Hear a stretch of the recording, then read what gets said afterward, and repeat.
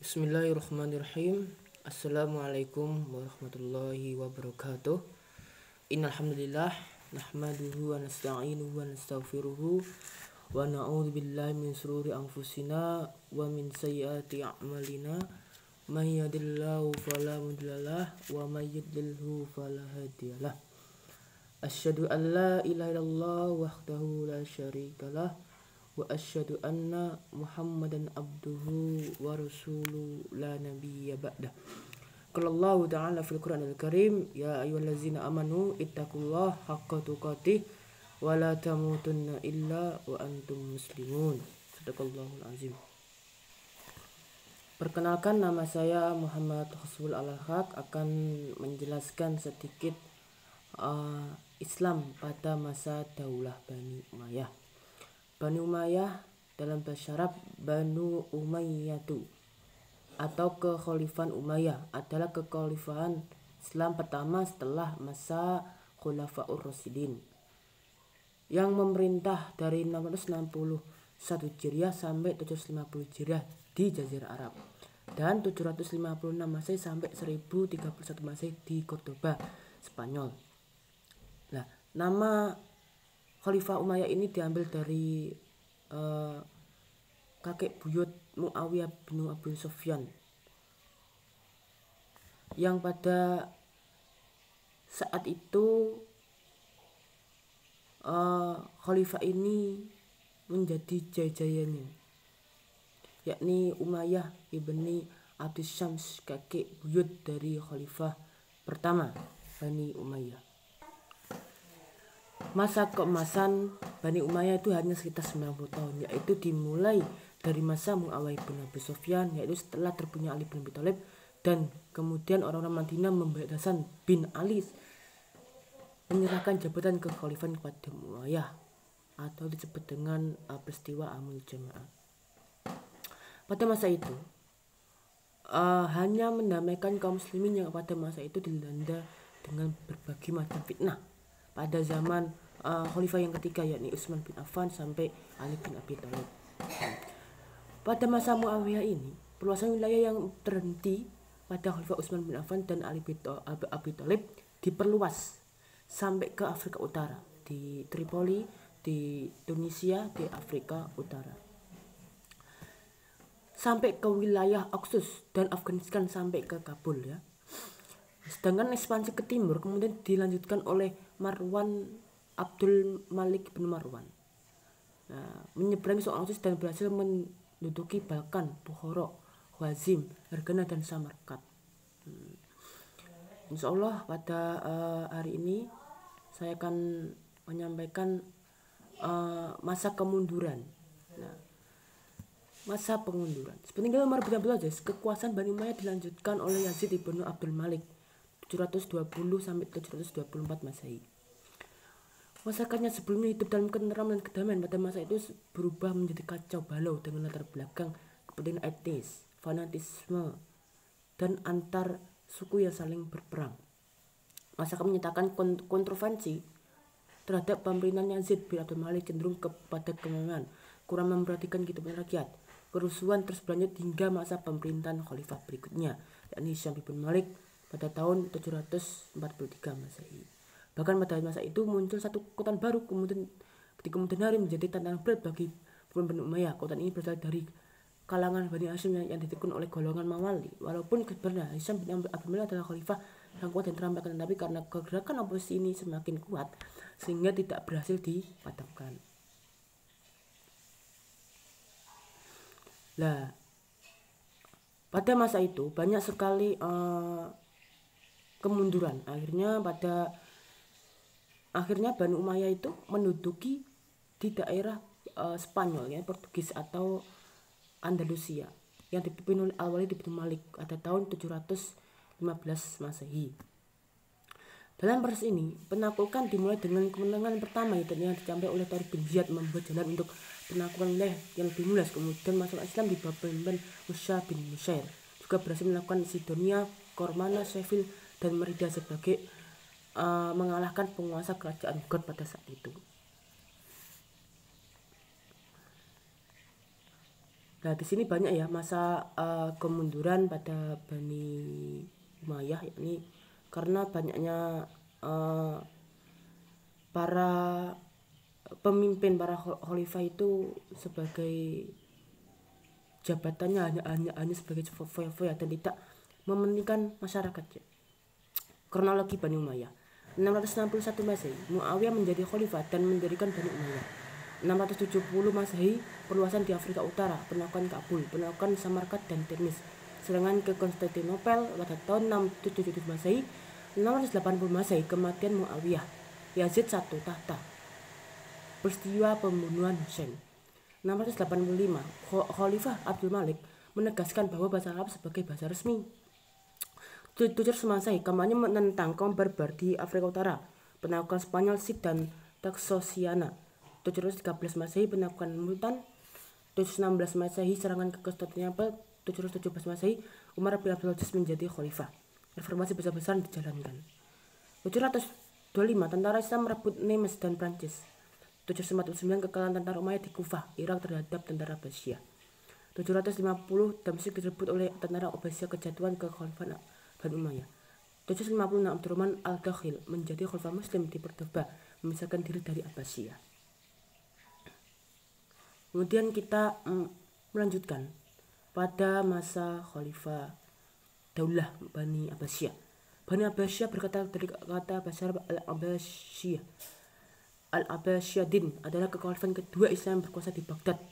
Nah, setelah Khalifah Umayyah itu berpusat di Madinah, kemudian dipindahkan ke Baghdad, ke Irak.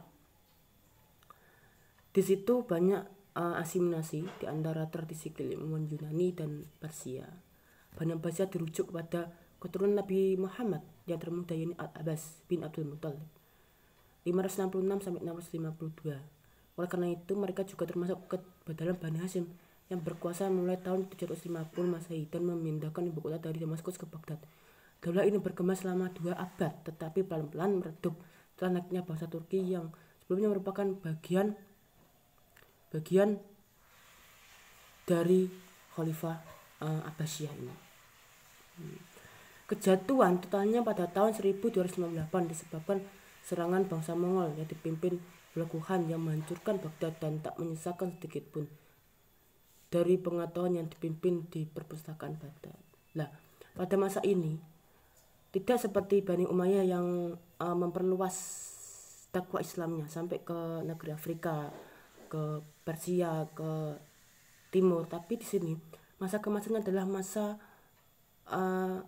transisi, asimilasi antara Yunani dan Persia. Di sini ada ilmu falsafah, ilmu kedokteran, ilmu geometri, ilmu matematika, ilmu aljabar dan lain sebagainya.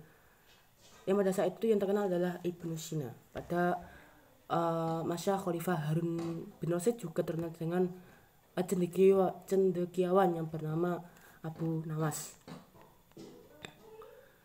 Pada masa ini perubahan pola pemerintahan dan para sejarawan biasanya membagi masa Daulah menjadi 5 periode. Periode pertama adalah tahun 750 Masehi sampai 847 Masehi, disebut dengan periode pengaruh Arab dan Persia pertama. Yang kedua adalah periode kedua adalah 847 Masehi sampai 945 Masehi, disebut periode pengaruh Turki pertama. Periode ketiga, masa kekuasaan dinasti Bani Umayyah dalam pemerintahan Khalifah Abbasiyah.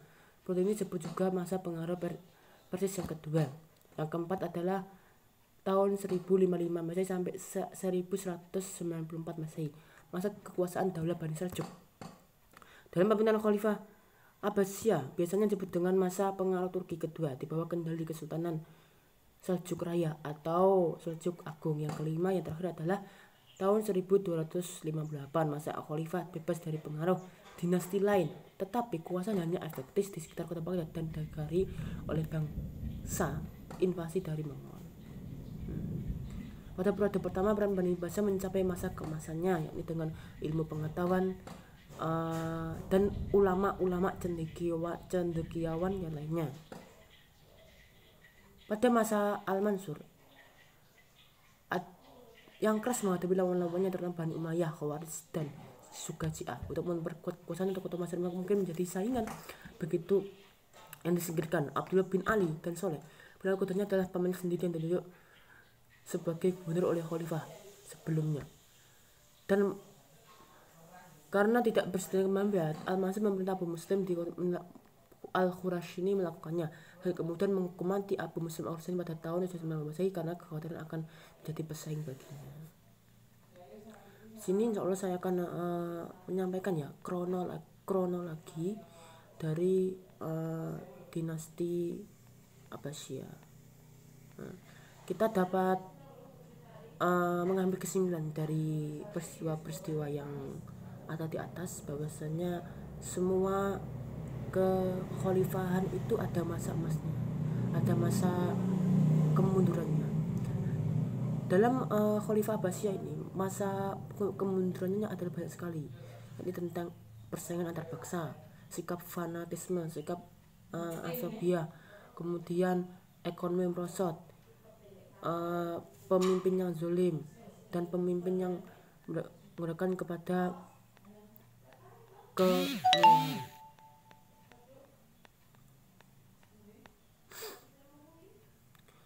Kemudian pada saat itu pula fanatisme kebangsaan ini nampaknya diberikan berkembang oleh penguasa. Sementara itu para khalifah menjalankan sistem perbudakan baru. Budak-budak bangsa Persia dan Turki dijadikan pegawai dan tentara. Kronologi kekhalifahan Bani Abbasiyah 750 Masehi. Abu al-Bas al-Sofah menjadi khalifah pertama Daulah Bani Abbasiyah 752. Permulanya kekhalifahan Bani Abbasiyah 755 pemberontakan Abdullah bin Ali, pembunuhan Abu Muslim. 756 Abdurrahman I mendirikan kerajaan Bani Umayyah di Spanyol. 763 pembangunan kota Baghdad, kekalahan tentara Abbasiyah di Spanyol. 786 Harun ar-Rasyid menjadi khalifah. 792 serangan ke utara Prancis. Tahun 800 kaidah keiliman mulai terbentuk, aljabar diciptakan oleh Al-Khawarizmi. 805 kampanye melawan Bizantium, merebut Pulau Rhodes dan Siprus. 809 wafatnya Harun ar-Rasyid, Al-Amin dilantik menjadi Al-Khalifah. 814 perang saudara antara Al-Amin dan Al-Ma'mun. Al-Amin terbunuh dan Al-Ma'mun menjadi Al-Khalifah. 1000 tahun 1000 masjid besar Kurd dibangun. Tahun 1005 Multan dan Kurd ditawan. 1055 Baghdad dikuasai oleh tentara Turki Seljuk. Pemerintahan Abbasiyah Seljuk dimulai sampai sekitar tahun 1258 ketika tentara Mongol menghancurkan Baghdad. 1071 peristiwa Mansigrad. Sultan Alp Arslan beserta pasukannya hanya berjumlah 15.000 orang tentara berhasil mengalahkan gabungan tentara salib yang dipimpin oleh Kaisar Romanus V yang berjumlah 200.000 tentara. Sultan Alp pada tahun 1072 Sultan Alp berhasil menguasai Asia Tengah. 1085 tentara Kristen menawan Toledo Spanyol. 1091 bangsa Norman merebut Sisilia, pemerintahan Muslim di sana berakhir. 1095 perang salib pertama dimulai. 1099 tentara salib merebut Baitul Maqdis. Mereka membunuh semua penduduknya. 1154 Nurdin merebut Edessa dan tentara salib perang salib kedua dimulai. 1197 Saladin al-Ayyubi merebut Baitul Maqdis dari tentara salib perang salib ketiga dimulai. 1194 tentara Muslim merebut New Delhi di India. 1236 tentara salib merebut Cordova Spanyol. 1258 tentara Mongol menyerang dan musnahkan Al-Baghdad. Ribuan terbunuh. Kejatuhan Baghdad, tamatnya pemerintahan kerajaan Bani Abbasiyah di Baghdad. Nah, di sini kita bisa mengambil kesimpulan bahwasanya dari dinasti Umayyah dan dinasti Abbasiyah itu banyak mengalami kerobosan. Nah, kita dapat menggabungkan antara ekonomi itu pasti, masa kemasan itu ada, dan yang paling parah adalah perang antar saudara. Yang kedua adalah persaingan antar suku. Yang ketiga adalah setiap bani-bani kecil itu mendirikan khalifah yang mengakibatkan ada kekhalifahan baru dan saling membunuh antar saudara. Mungkin sekian dari kami. Billahi taufiq wal hidayah. Wassalamualaikum warahmatullahi wabarakatuh.